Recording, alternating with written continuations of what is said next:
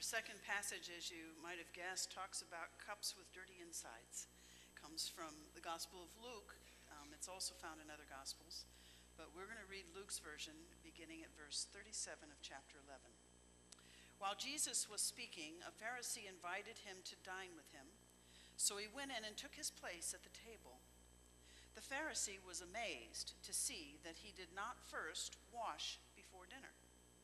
Then the Lord said to him, "Now you Pharisees clean the outside of the cup and of the dish, but inside you are full of greed and wickedness. You fools! Did not the one who made the outside make the inside also? So give for alms those things that are within, and see, everything will be clean for you. But woe to you, Pharisees, for you tithe mint and rue and herbs of all kinds, and neglect justice and the love of God. It is these you ought to have practiced without neglecting the other. Woe to you, Pharisees, for you love to have the seat of honor in the synagogues and to be greeted with respect in the marketplaces. Woe to you, for you are like unmarked graves, and people walk over them without realizing it." This is God's word for God's people. One of my favorite stories about Benjamin Franklin has nothing to do with American history or keys and kites or any of that stuff, but it's about Ben himself. It's said that Ben Franklin had declared to his peers that bad habits were simply a mind issue. It was a matter of the mind. And that really all one had to do was to identify those things, those bad behaviors, keep a list, and then stop doing them. And it would take about a week or so of practice of this, and pretty soon those bad habits would be gone. And so to prove that, he invented a system whereby he listed a habit as he discovered it and did what he needed to do to not do that ever again, so that he could then eliminate the habits as he saw them. So about 3 weeks into his experiment, he had a friend ask how his grand experiment was going. And Franklin replied, "Nobody likes a perfect person anyway." Even the Apostle Paul struggled. In one of my favorite passages, and I know I've said it before, it's Romans 7. He says, "I do not understand my own actions," and I'm going to paraphrase it. "For I do what I do not want to do, and I do not do what I do want to do. Who will save me from myself? Thanks be to God through Jesus Christ our Lord." Jesus said it's not a matter of mind over behavior. It's all about the heart. Let's ask God then to open up this story about the Pharisees and the psalm that was read earlier by Pastor Steve, that we may apply that in our lives today. Would you pray with me? Gracious God, we recognize that we cannot will our way into perfection. Open our hearts to see those areas where we need your help. Open our ears to hear your good news. And may the words of my mouth and the meditations of all of our hearts be acceptable in your sight, for you are our rock and our Redeemer. Amen. The Pharisees were very religious people. They weren't bad people. In fact, most scholars agree that Jesus himself was most likely a Pharisee. And Luke is not as critical of Pharisees as the other gospel writers, like Mark, tend to be. And he places this story of Jesus in the home of a Pharisee. And that reminds us that Jesus and the Pharisees had much more in common than they had different. In fact, it was the Pharisees in chapter 13 of Luke who warned Jesus that Herod is out to get him. So Jesus is speaking to a group of folks as an insider. He's not an outsider, he's an insider. He's one of them. And the conversation is sparked over the Pharisees' reaction to the fact that Jesus, who is also a Pharisee, did not do the ritual hand washing before dinner. A little history about hand washing. It was a ceremony that originally was for the priests of the temple. It symbolized coming before God as clean, so that your petitions would be heard.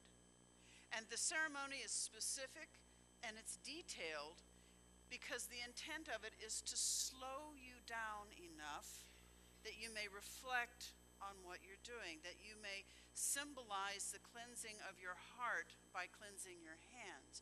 So it was a time to get right with God before coming before God with a petition. But by the time of Jesus, it had become quite an ordeal. It was practiced by both the priests and the Pharisees, and the point of the ceremony was completely lost in the doing of the ceremony. And Jesus says that if they were only as particular about cleansing their hearts as they were their hands, they would in fact be clean everywhere.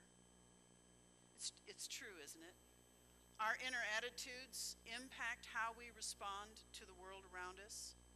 Our intentions and our beliefs, our inner tapes that keep rolling, or I guess it'd be the inner digital files if you're more contemporary, those keep rolling in our heads, and they can either propel us forward in growth or they can destroy the very things that we want, and that is relationships with God, with others, and even with self. Now, Jesus, in essence, told the Pharisees that by performing the rote tasks according to the law, the washing, the tithing, all of the ceremonies, performing those in a rote task way was in fact substituting the task for a healthy relationship with God, with others, and with self. Relationships are messy business, are they not?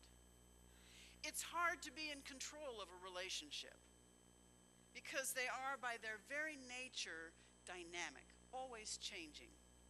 It's like eating warm Jell-O with a fork.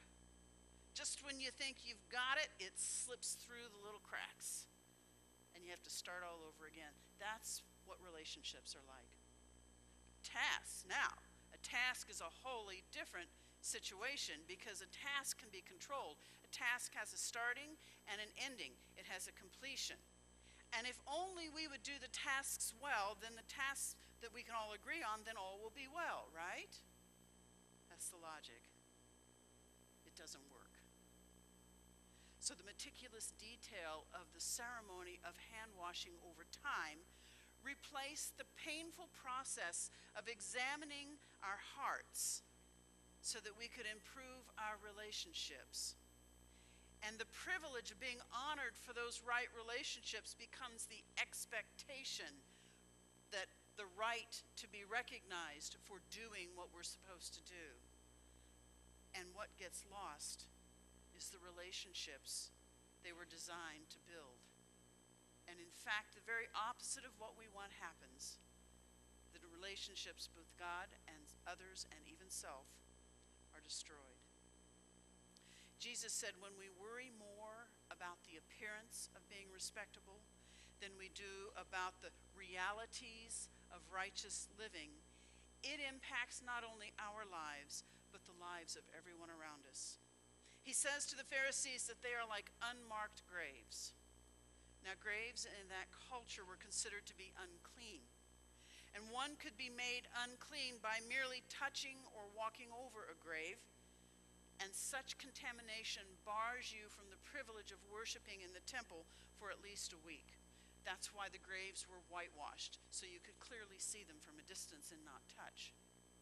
To not participate in the worship and the prayers puts you outside of the covenant community, in essence set apart from the covenant community, and also set apart from the saving grace of God for atonement, because you're unable to participate in the sacrifices and the ceremonies that signify your salvation as God's people. So remaining free from contamination was so important, especially to the Pharisees, that those graves were avoided at all cost. But Jesus said to the Pharisee, you are the grave. How's that for a smack in the face? You are the grave. You are unclean. You're like an unmarked grave because you contaminate everyone that you are around. You follow the letter of the law, but you miss the intent, and you encourage other people to do the same. So he says, check your heart. Why are you doing what you do? Then you'll know whether you're clean or unclean. Create in me a clean heart, O God, and put a new and right spirit within me. King King David wrote the psalm that Pastor Steve read a few moments ago after committing a sin that could not be forgiven by anything that he did. There was no religious ceremony that could forgive it. There was no way he could hide it from others. There was no way to bargain or buy his way out of it. And he recognizes that the only way his heart is going to be clean is if God forgives him, because he cannot escape the human condition of sin by his own actions. David realizes he must humble himself, he must name the sad state of his heart, and then humbly throw himself on the mercy of the court. And so it is for us today. You know, we can click our tongues at the Pharisees and laugh at their silly ways because of all of the silly things that they do, but we also fail to recognize our own versions of that. Where do we go through the motions of Christian faith without reflecting about why we do it? Where do you go through the motions of Christian faith without thinking about why you do it? Is it coming on Sunday morning? Has the habit become so ingrained that you don't remember why? Is it saying the Lord's Prayer? Sometimes that can be rote. You get a congregation together and they get started in the Lord's Prayer. Oftentimes you'll hear it speed up. You know who's worse about that than anybody? Clergy. Get together with the clergy and they say, "Our Father who art in heaven, hallowed be," because it's such a part of what we do. Putting our offering in the offering plate. Why do we do that? What's the motivation? When is it that we feel entitled to certain recognitions? When is it that we feel offended when we are not praised for doing something that's part of being a servant of Jesus Christ? Are we doing it because we want the praise? Or are we doing it because that is what Jesus would have us do? Does our self-talk, those tapes or digital files that run inside of our head, do they point and direct us to do what is right before God? Or do they make ourselves the center? Either by justifying our actions because we do deserve better, or by mercilessly tearing ourselves apart for messing up, which, by the way, is more destructive. Our author of our study, Moore, writes, "The human beings are remarkable creatures, capable of both amazing and horrific things.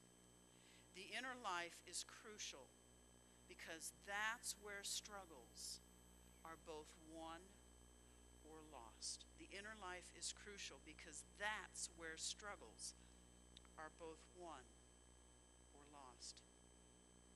What's the condition of your heart? This week, take the time to ask Jesus to help you, because he sees more clearly than we do. Take the time to ask Jesus to clean it up and to set you back on your feet. May your prayer and mine this Lenten season be the one that David wrote. "Create in me a clean heart, O God, and put a new and right spirit within me." And the good news is, God will.